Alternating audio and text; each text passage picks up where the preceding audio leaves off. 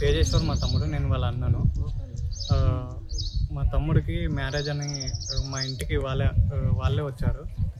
Marriage అని వచ్చి marriage సంబంధం అని మా ఇంటికి వచ్చి వాళ్ళు సంబంధం ఖాయం చేసుకొని డిసెంబర్ 28కి ఎంగేజ్మెంట్ చేసుకొని తర్వాత జనవరి 13కు మ్యారేజ్ ఫిక్స్ చేసుకున్నాము. మ్యారేజ్ 13 అన్నాక 5 రోజుల ముందర అమ్మాయి ఇంట్లో నుంచి వెళ్ళిపోయిన తర్వాత అమ్మాయి మా తమ్ముడి గురించి ఒక బ్యాడ్గా ఒక లెటర్ రాసి పెట్టిపోయింది.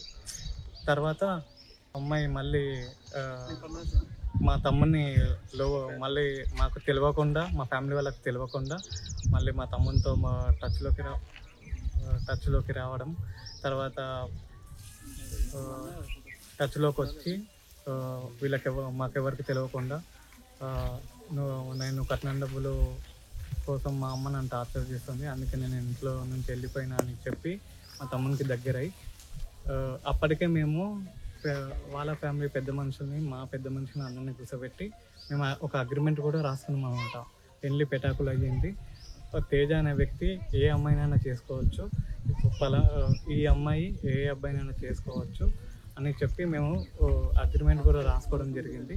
కానీ వీళ్ళిద్దరూ అగ్రిమెంట్ బ్రేక్ చేసి ఇద్దరు మాట్లాడుకోవడము, ఒకరికొకరు కలుసుకోవడము, తర్వాత వాళ్ళ అమ్మని ఎక్కించుకొని ఊరు మొత్తం తిరగడము, ఈ అమ్మాయిని వాళ్ళ అమ్మను వాళ్ళ ఫ్యామిలీ వాళ్ళను కలవడము, మా తమ్ముడు మాకు తెలియకుండా కర్నూలుకి వెళ్ళడము, రోడ్లపై తిరగడము, ఇట్లా చాలామంది చూసి మాకు ఇన్ఫర్మేషన్ కూడా ఇచ్చేవాళ్ళు. ఏంటి అని గట్టిగా అడగడం, ఓ రోజు ఇంట్లో తీసి అడగడం వల్ల నేను చేసుకుంటా, అమ్మాయినే చేసుకుంటా, లేకుంటే నేను పెళ్ళే చేసుకుంటే జీవితాంతం ఇలాగే ఉండిపోతా అని చెప్పి మమ్మల్ని రోజుకి ఇంకా నేను చేసుకుంటా, అమ్మాయిని చేసుకుంటా లేకుంటే లేదు అని చెప్పడము స్టార్ట్ చేసాను. ఎప్పుడైతే పెళ్ళికి 5 రోజుల ముందర అమ్మాయి వెళ్ళిపోయిందో మేము కూడా ఎంక్వైరీ చేయడం స్టార్ట్ చేసాం అనమాట. అమ్మాయి ఫ్యామిలీ గురించి ఎంక్వైరీ చేసే కొద్దీ మాకు కొన్ని కొత్త నిజాలు తెలిసినాయి.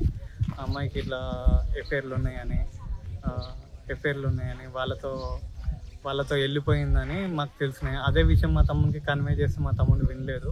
ఆ విషయాలన్నీ తీసుకుపోయి కూడా వాళ్ళ ఫ్యామిలీ వాళ్ళకు షేర్ చేసి మా ఫ్యామిలీకి మా తమ్ముని మా నుంచి దూరం చేసి పోయిన నెల మే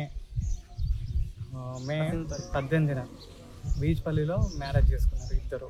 అయితే మా కుటుంబీకులు ఎవరు సహకరించలేదు. పాప వాళ్ళ అమ్మ, పాప వాళ్ళ అమ్మాయి వాళ్ళ అమ్మ, అమ్మాయి వాళ్ళ మామయ్య, తర్వాత అమ్మాయి వాళ్ళ బంధువులు అందరూ కలిసి ఆ రోజు మ్యారేజ్ జరిపించడం జరిగింది. ఈ పెళ్ళి అయితే మేము వ్యతిరేకించడం జరిగింది. కాకపోతే చుట్టుపక్కల వాళ్ళు కూడా మీ ఇంట్లో జరిగే ఫస్ట్ పెయిన్ మ్యారేజ్ కాబట్టి అని చెప్పి మా మదర్ని, ఫాదర్ని బలవంతంగా తీసుకుపోయి పెళ్ళిలో అక్షింతలు వేయించడం జరిగింది. తర్వాత అమ్మాయి ఇంటికి రావడము, తర్వాత ఆ అమ్మాయి గురించి పూర్తిగా తెలుసుకున్న నేను ఆ మ్యారేజ్ను వ్యతిరేకిస్తూనే వస్తున్నాను. వ్యతిరేకిస్తూనే ఉన్నాను. తర్వాత నేను ఇంటి నుంచి వెళ్ళిపోవడం జరిగింది, వేరే దగ్గర రూమ్ తీసుకొని ఉండడం జరిగింది. తర్వాత ఇంటికి కూడా ఫోన్ చేసి చెప్పాను, ఏ రోజైతే ఆ అమ్మాయి తమ్ముడిని మిమ్మల్ని మంచిగా చూసుకుంటుంది అని నమ్మకం వచ్చిన రోజు నేను మన ఇంటికి వస్తానమ్మా అని చెప్పాను. కాకపోతే అంతలోనే ఈ అమ్మాయి ఈ దారుణానికి ఒడిగట్టింది. నాకు వాళ్ళ మామయ్య, తర్వాత వాళ్ళ అమ్మ, తర్వాత ఆ అమ్మాయి, తర్వాత వాళ్ళ బంధువులు అందరూ కలిసి ఇంత కుట్ర పన్నాను. ఇలాంటి రోజున అసలు అనుకోలేదు మేమంతా. జస్ట్ ఒక నెల క్రితమే వాళ్ళిద్దరికి మ్యారేజ్ అయింది. ఇద్దరు ఇష్టపడి పెళ్ళి చేసుకున్నారు. అసలు గత 5 రోజుల నుంచి వాడు 17వ తారీఖు నుంచి వాడు మిస్ అయిపోయినాడు. పోయి మేమంతా పోలీస్ కంప్లైంట్ ఇచ్చినాం. వాళ్ళని ఇచ్చిన రోజు నుంచి మేమంతా అనుమానం వ్యక్తం చేస్తూనే ఉన్నాం. అసలు ఈ అమ్మాయి మీదనే, పెళ్లి చేసుకున్న అమ్మాయి మీదనే, ఈ అమ్మాయికి కొన్ని ఇల్లీగల్ అఫైర్స్ ఉన్నాయని మాకు ఈ మధ్య తెలిసింది.